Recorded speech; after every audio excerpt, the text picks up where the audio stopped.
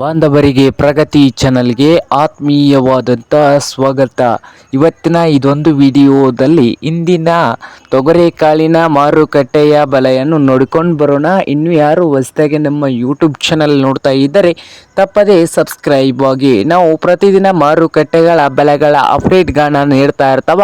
ಚಾನಲನ್ನು ಈಗಲೇ ಸಬ್ಸ್ಕ್ರೈಬ್ ಆಗಿ. ಇಂದು ತೊಗರೆಕಾಳಿನ ಮಾರುಕಟ್ಟೆಯ ಬೆಲೆಯನ್ನು ನೋಡೋದಾದರೆ ವಿಜಯಪುರದಲ್ಲಿ 6,000ದಿಂದ ಹಿಡ್ಕೊಂಡು 6,900 ರೂಪಾಯಿವರೆಗೆ ಒಂದು ಕ್ವಿಂಟಲ್ಗೆ ಬೆಲೆಯನ್ನು ಹೊಂದಿದೆ. ವಿಜಯಪುರದಲ್ಲಿ 6,000ದಿಂದ 6,900. ಹಾಗೆ ಬಾಗಲಕೋಟೆಯಲ್ಲಿ 3,000ದಿಂದ 6,000 ರೂಪಾಯಿವರೆಗೆ ಒಂದು ಕ್ವಿಂಟಲ್ ತೊಗರೆಕಾಳಿನ ಬೆಲೆಯನ್ನು ಹೊಂದಿದೆ.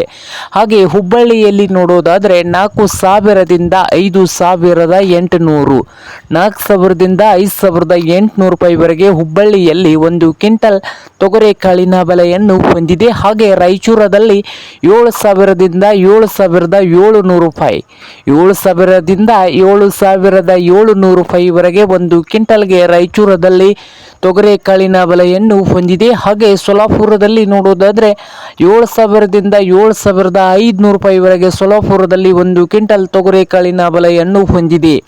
ಹಾಗೆ ಸಾಂಗಲಿಯಲ್ಲಿ ನೋಡೋದಾದರೆ 8,000 ರೂಪಾಯಿವರೆಗೆ ಒಂದು ಕ್ವಿಂಟಲ್ಗೆ ತೊಗರೆಕಾಳಿನ ಬೆಲೆಯನ್ನು ಹೊಂದಿದೆ.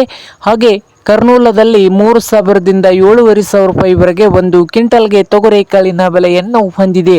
ಹಾಗೆ ಕಲಬುರಗಿಯಲ್ಲಿ 6,000ದಿಂದ 7,800, 6,000 ರೂಪಾಯಿದಿಂದ 7,800 ರೂಪಾಯಿವರೆಗೆ ಕಲಬುರಗಿಯಲ್ಲಿ ಒಂದು ಕ್ವಿಂಟಲ್ ತೊಗರೆಕಾಳಿನ ಬೆಲೆಯನ್ನು ಹೊಂದಿದೆ. ನೋಡಿ ರೈತರೇ.